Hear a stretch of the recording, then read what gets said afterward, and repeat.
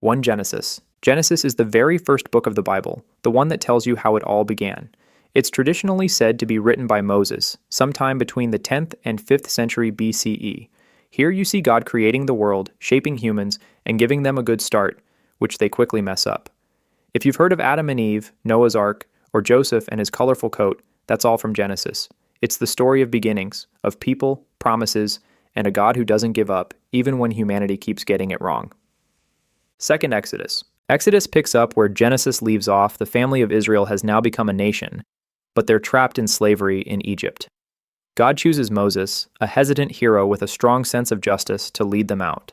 When Pharaoh refuses to let the people go, Egypt is hit with a series of dramatic plagues that finally break his pride. God parts the Red Sea so the Israelites can walk to freedom and brings them to Mount Sinai, where he gives them the 10 Commandments. Traditionally written by Moses around 600 to 400 BCE, Exodus is all about rescue, freedom, and learning what it means to live as God's people. 3. Leviticus. Leviticus is a little bit hard to read because it consists of mostly instructions. It's here God teaches his people how to live close to him.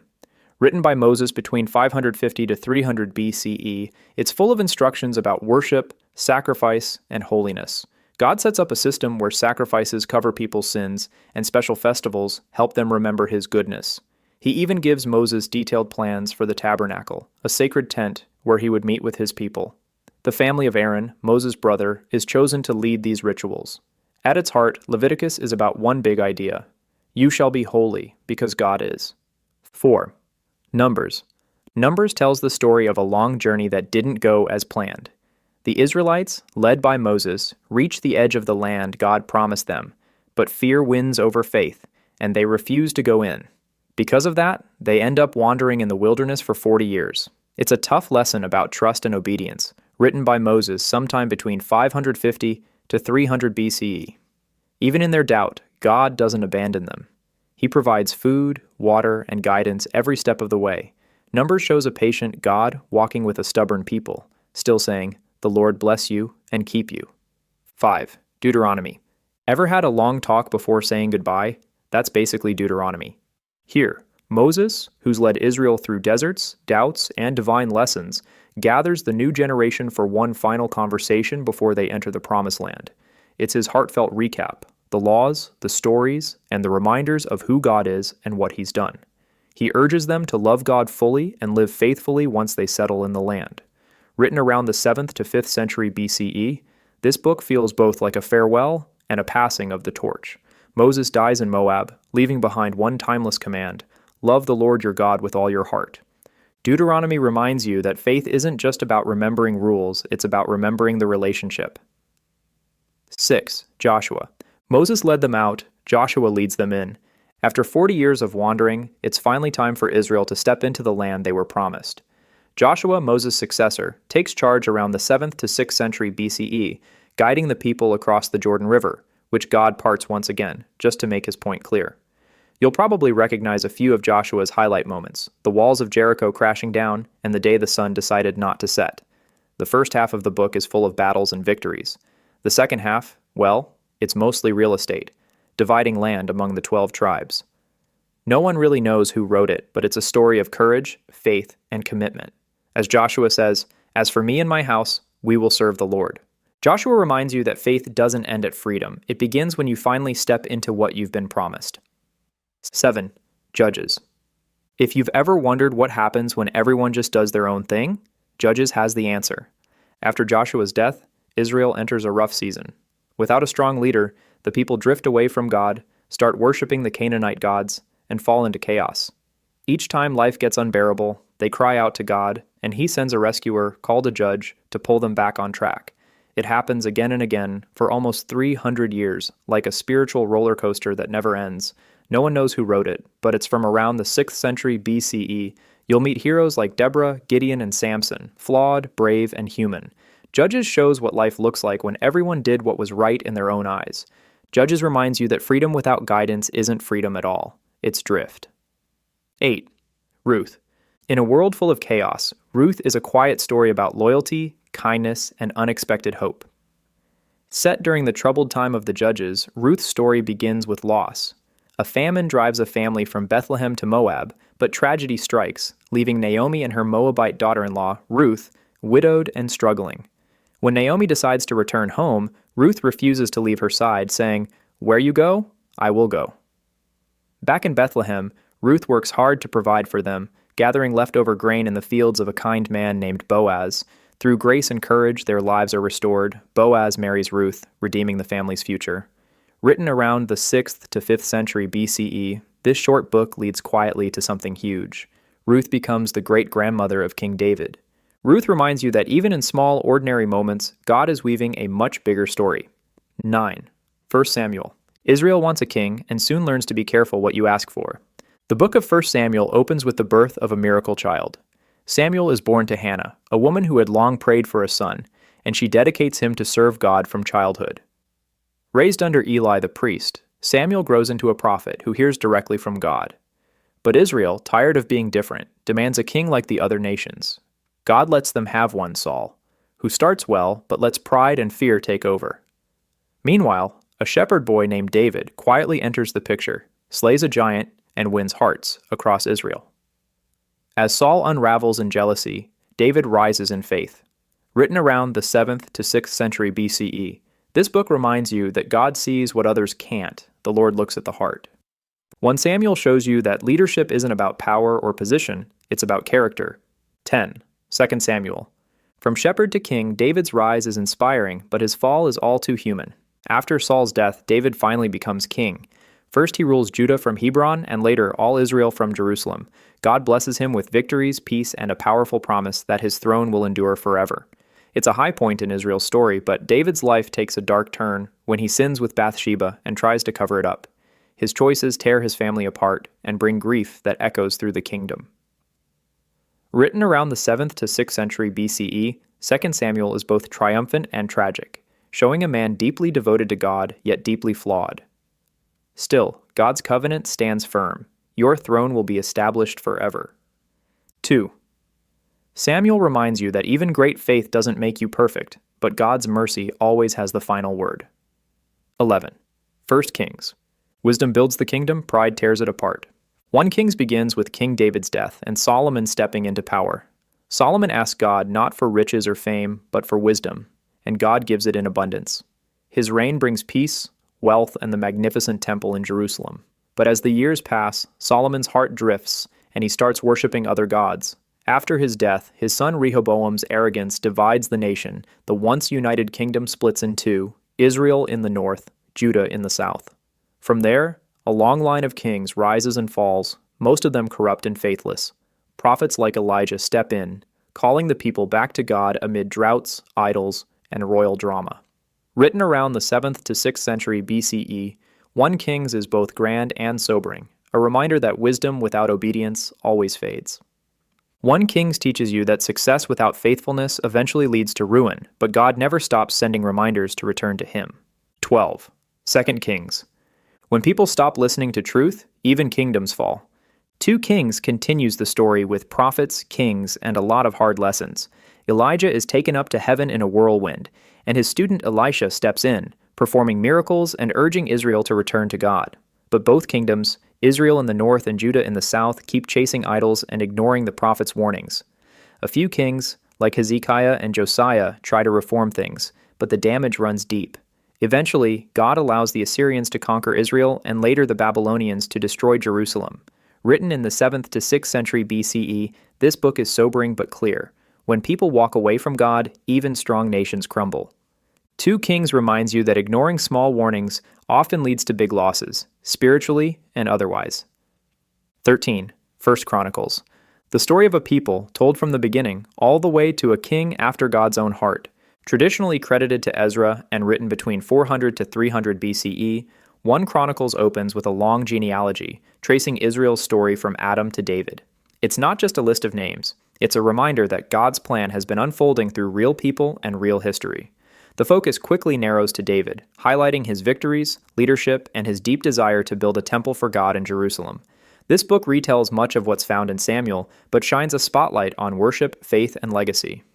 1 Chronicles reminds you that history isn't just about dates and names. It's about remembering how God works through generations. 14. 2 Chronicles. a story that begins with glory and ends in ruin, but not without hope. Written around 400 to 300 BCE and also traditionally linked to Ezra, 2 Chronicles begins with Solomon building the Grand Temple in Jerusalem, a masterpiece meant to honor God's presence among his people. But after centuries of drifting from faith and rejecting the prophets, Judah falls apart. The Babylonians invade, destroy the temple, and carry the people away into exile. Still, the book ends with a glimmer of hope. A king of Persia later announces that the temple will be rebuilt. It's history, but it's also a heart check. Power fades, but repentance still opens doors. 2 Chronicles reminds you that no matter how far things fall, God always leaves a path back. 15 Ezra, homecoming, rebuilding, and a fresh start. After 70 long years in exile, the people of Judah finally get permission to return home. Under Zerubbabel's leadership, they begin rebuilding the temple in Jerusalem, though opposition slows the work for years. Prophets like Haggai and Zechariah reignite their hope and courage. Decades later, Ezra, a scribe devoted to God's law, arrives with a new group of exiles. He finds that the people have again drifted from God's commands, so he calls them to repentance and renewal. Written in the 5th century BCE by Ezra himself, this book is about restoration, not just of walls and worship, but of hearts. Ezra reminds you that rebuilding your life always starts with returning to what matters most, God's truth. 16. Nehemiah.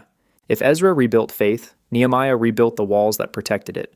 14 years after Ezra's return, Nehemiah, serving as the Persian king's cupbearer, hears that Jerusalem's walls are still in ruins. It breaks his heart, and with the king's permission, he travels home to fix what's been broken. Facing threats, mockery, and sabotage, Nehemiah rallies the people to rebuild. Despite every obstacle, the wall is finished, and the city stands secure once more. Around this time, Ezra reads God's law aloud, and the people renew their commitment with tears and joy. Written in the 5th century BCE, Nehemiah moves from despair to celebration, proving that faith, determination, and teamwork can turn ruins into restoration. Nehemiah reminds you that rebuilding starts not with strength, but with resolve and prayer. 17. Esther. One brave woman, one powerful moment, and a story that changed everything. Set in Persia during the 4th century BCE, Esther unfolds like a royal drama. A young Jewish woman named Esther becomes queen, but no one knows her true identity.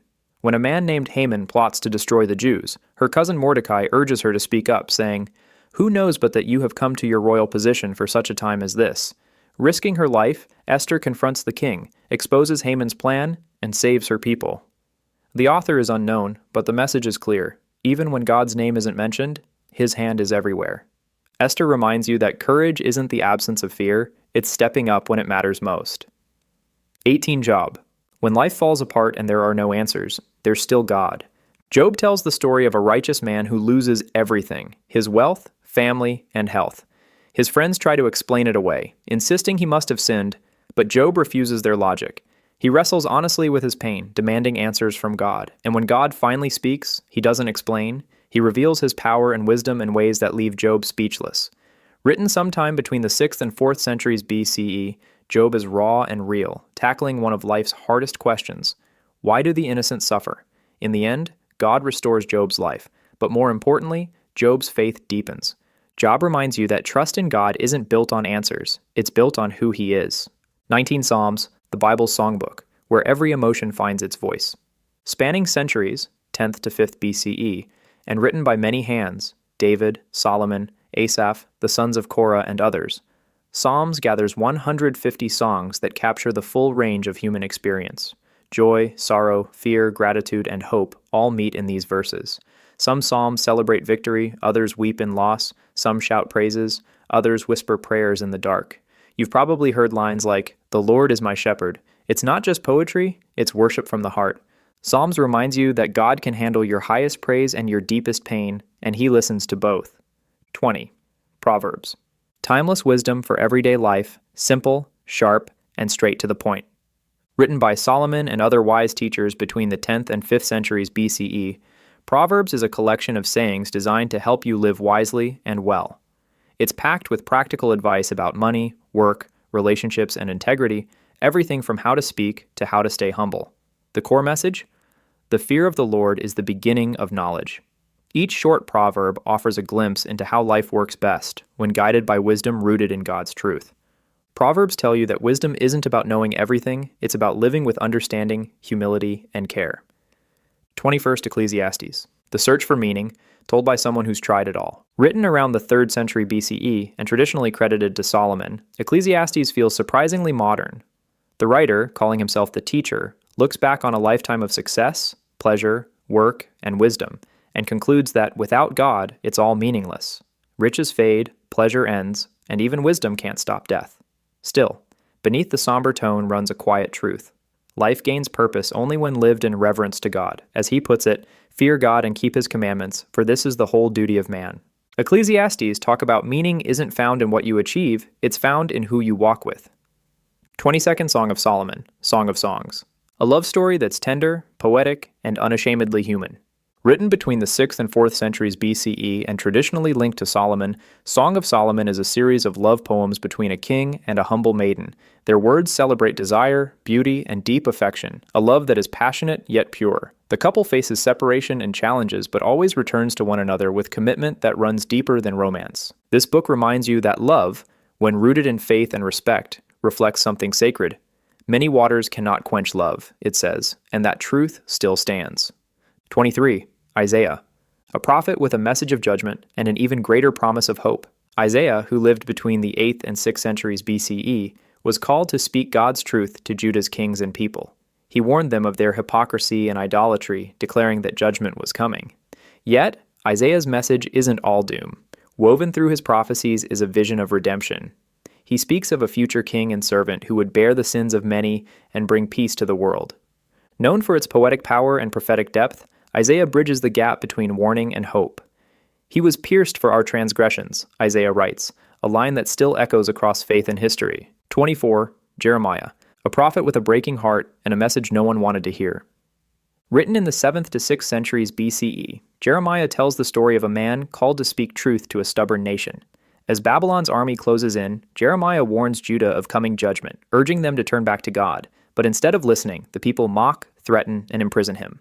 Through tears, Jeremiah still delivers God's promise of a new covenant, one written not on stone, but on hearts. Despite witnessing Jerusalem's fall, he clings to God's faithfulness. For I know the plans I have for you, God says, a promise that hope still lives beyond ruin. 25th Lamentations. Tears, loss, and a quiet hope that refuses to die.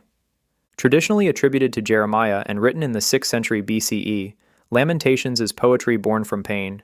It mourns Jerusalem's destruction, the city in ruins, its people exiled, its joy silenced. Yet even in grief, a fragile faith remains. The Lord's mercies are new every morning. The writer acknowledges that God's judgment was just, but he also sees mercy in the fact that his people still exist. The tone is heavy, but never hopeless.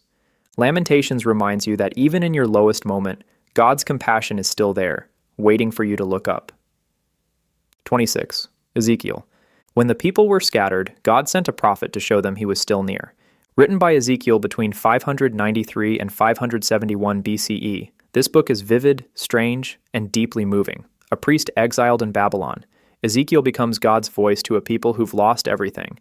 He explains why judgment came, idolatry, injustice, and a hardened heart, but he also shares visions of restoration and renewal. Nations are warned, hearts are challenged, and hope is rekindled with God's promise. I will give you a new heart and put a new spirit within you. Ezekiel's message is one of accountability and grace, side by side. 27. Daniel. Faith under fire and visions that reach beyond empires.